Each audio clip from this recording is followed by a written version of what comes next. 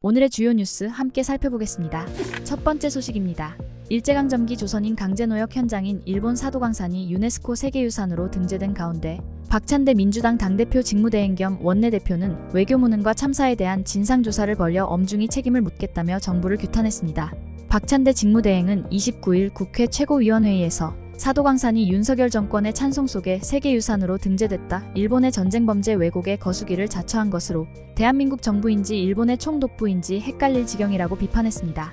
박 직무대행은 윤석열 대통령이 지난해 오므라이스 한 그릇에 강제징용 피해자들의 피눈물을 팔아먹더니 사도광산 문제까지 일본에 퍼졌다며 사람에게 충성하지 않는다던 대통령이 일본에 충성하고 있는 것인가라고 꼬집었습니다. 서영교 민주당 최고위원도 대한민국 정부가 맞느냐라며 윤석열 정권은 친일이고 매국이며 독도까지 넘겨줄 기세라고 비판했습니다.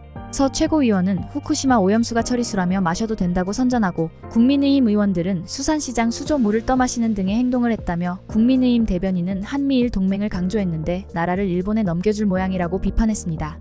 강유정 민주당 원내대변인은 서면 브리핑에서 외교부는 대화를 통해 합의점을 찾아 해결했다고 자화자찬이고 국민의힘 외교통일위원회 위원들은 미래지향적인 한일 관계를 발전시켜 나가는 사례라고 치켜세운다며 대체 어느 나라 정부고 어느 나라 국회의원인가 친일을 넘어내선 일체 수준이라고 일갈했습니다.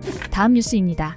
더불어민주당을 비롯한 야당이 28일 심야 국회 본회의에서 여당의 필리버스터를 강제 종료하고 방송법 개정안을 단독 처리했습니다.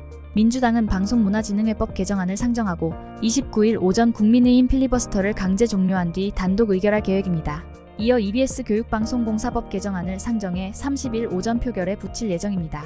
이에 따라 방송통신위원회 설치운영법 개정안 상정을 시작으로 5박 6일간의 법안 본회의 상정, 필리버스터, 강제 종결, 법안 단독 처리 과정이 반복될 전망입니다. 민주당은 8월 1일 본회의에서 민생회복지원금법과 노란봉투법을 상정할 예정으로 7월 임시국회 마지막까지 여야 대치 전국이 이어질 것입니다. 민주당은 이날 오전 1시경 제적 189명 중 찬성 189명으로 방송법 개정안을 통과시켰습니다. 이 개정안은 KBS 이사진을 11명에서 21명으로 늘리고 이사 추천 권한을 외부 단체로 확대하는 것이 핵심입니다. 국민의힘 강승규 의원은 필리버스터에서 민주당이 MBC 이사장을 사수하려 한다고 비판했습니다. 반면 민주당 조계원 의원은 윤석열 정부가 공영방송을 정치 도구화하려 한다고 주장했습니다. 여야는 국민의힘 주호영 국회부의장이 사회권을 거부한 것을 두고 공방을 벌였습니다. 오원식 국회의장은 직무 거부 이유가 될 수 없다고 반박하며 회의를 진행했습니다. 국민의힘이 방송사법에 대해 필리버스터를 진행할 경우 110시간을 넘어서 역대 두 번째 최장 시간이 될 수 있습니다. 민주당은 8월 1일 본회의에서 민생회복지원금법과 노란봉투법을 상정해 7월 임시국회 내에 처리할 입장입니다. 국민의힘은 필리버스터로 법안 처리를 지연시키며 여론전에 나설 계획입니다. 다음 뉴스입니다. 대규모 판매 대금 미정산 사태를 초래한 티몬과 위메프가 법원에 회생 절차 개시 신청을 하면서 모기업 큐텐과 구영배 큐텐 대표의 자구책에 관심이 집중되고 있습니다. 티몬과 위메프의 부채는 유동자산의 6배로 약 1조 원에 달해 회생 절차의 실효성에 대한 회의적인 시각이 제기되고 있습니다. 서울회생법원은 회생 신청을 회생이부에 배당했으며 이번 주 안에 대표자 신문 등을 거쳐 회생 절차 개시 여부를 결정할 예정입니다. 두 회사가 자율구조조정 지원 프로그램을 신청하면서 시간이 더 걸릴 가능성도 있습니다. ABS는 법원이 강제 회생 절차 개시를 보류하고 기업과 채권자들이 자율적으로 협의하도록 지원하는 제도입니다. 일각에서는 티몬과 위메프의 회생 절차와 ABS 추진이 시간 끌기에 불과하다는 비판도 있습니다. 티몬과 위메프의 유동자산은 2천억 원에도 미치지 못하지만 유동부채는 거의 1조 원에 육박합니다. 모회사 큐텐이 대출을 해주거나 구영배 대표가 사재를 출연하는 것 외에는 자금을 마련할 방법이 마땅치 않습니다. 구 대표는 국회 정무위원회의 긴급 현안 질의에 출석해 국민께 진심으로 사죄한다며 동원할 수 있는 자금은 800억 원 규모이고 큐텐 지분을 모두 내놓겠다고 밝혔습니다. 티몬의 모기업 큐텐의 신용도가 무너진 상황이라 지분 가치가 얼마나 급락할지 예측하기 어렵습니다. 다른 유통업체가 티몬을 인수해 채무를 갚아주는 방법도 있지만 이커머스 업계에 대한 회의감이 커져 인수 기업을 찾는 것도 어렵다는 관측이 나옵니다. 다음 뉴스입니다. 서울 아파트값이 지속적으로 상승하면서 부동산 시장에서 매물이 감소하고 있습니다. 집주인들이 집값이 더 오를 것이란 기대감에 매물을 내놓지 않고 있습니다. 30일 업계에 따르면 한국부동산원이 발표한 이달 넷째 주 주간 아파트 가격 동향에서 서울 아파트값이 전주 대비 0.30% 상승했습니다. 이는 18주 연속 상승으로 2018년 9월 0.45% 이후 최대 상승폭입니다. 서울 강남 지역에서는 송파구가 0.56%로 가장 많이 올랐습니다. 이어 서초구 0.46%, 강남구 0.42%, 강동구 0.37% 순으로 상승했습니다. 강북 지역에서는 성동구 0.52%, 마포구 0.40%, 용산구 0.39%, 서대문구 0.37%, 광진구 0.36% 등으로 상승세를 보였습니다. 한국부동산원은 선호지역을 중심으로 거래량이 빠르게 증가하고 시세 상승이 지속되면서 매수 심리를 자극하고 있다며 매도 희망자 다수가 시장 추이를 관망하며 매도를 보류해 매물량이 감소했다고 설명했습니다.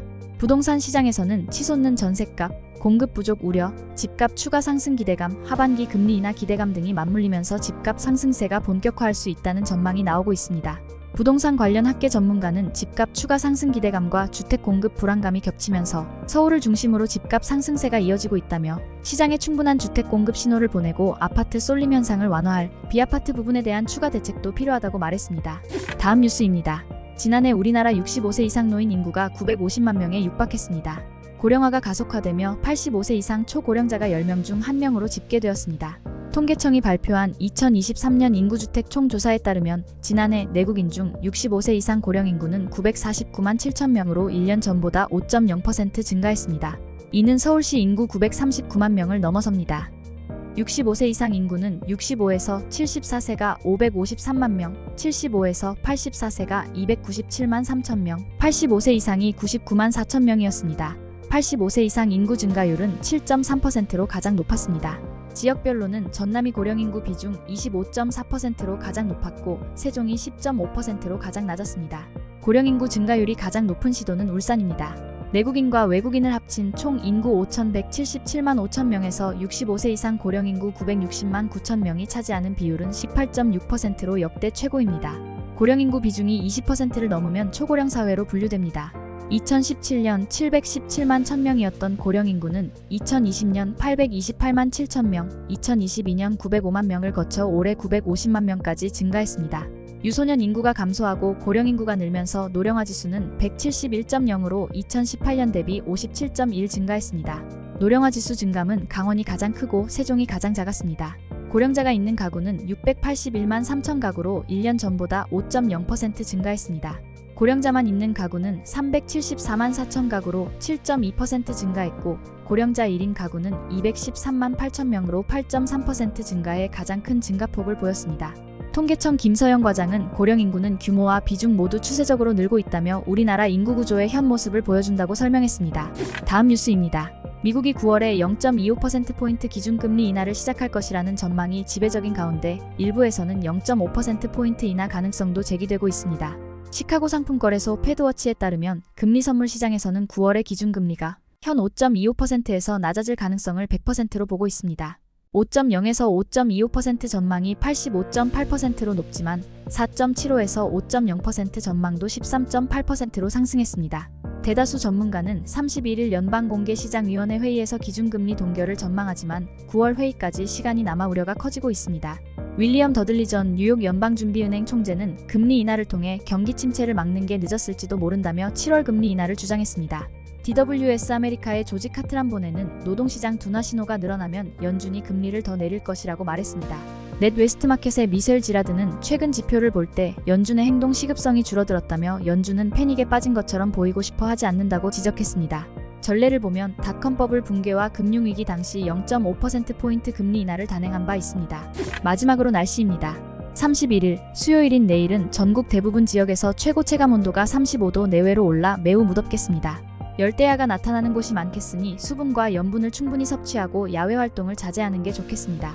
아침 최저 기온은 22에서 29도, 낮 최고 기온은 30에서 36도로 예보됐습니다. 미세먼지 농도는 원활한 대기 확산으로 전국이 좋음에서 보통 수준을 보이겠습니다. 날씨였습니다. 오늘의 주요 뉴스는 여기까지입니다.